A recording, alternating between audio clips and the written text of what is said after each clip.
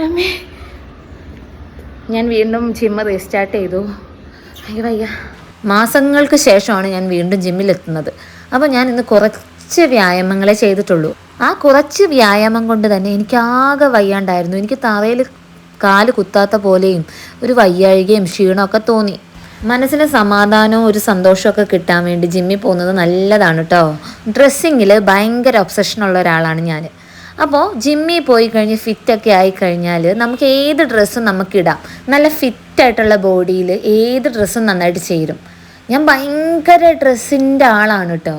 അപ്പോൾ എനിക്ക് fitness compulsory ആണെന്ന് ഞാൻ വിശ്വസിക്കുന്നുണ്ടേ.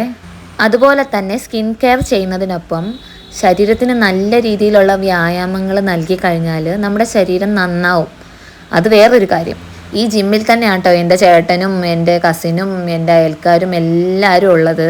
അപ്പോൾ സന്തോഷം ആഗ്രഹിക്കുന്നവർ, മനസ്സമാധാനം ആഗ്രഹിക്കുന്നവർ, ഫിറ്റ്നസ് ആഗ്രഹിക്കുന്നവരൊക്കെ ജിമ്മിൽ പോവുക. ലോങ് ലീവ് എടുത്ത് വീണ്ടും തിരിച്ച് വന്നു കഴിഞ്ഞാൽ ഭയങ്കര പാടാണ്. നമ്മൾ വീണ്ടും ഒന്നേന്ന് തുടങ്ങുന്നൊരവസ്ഥയാണ് ജിമ്മ് നിർത്തിയിട്ട് വീണ്ടും റീസ്റ്റാർട്ട് ചെയ്യുമ്പോൾ.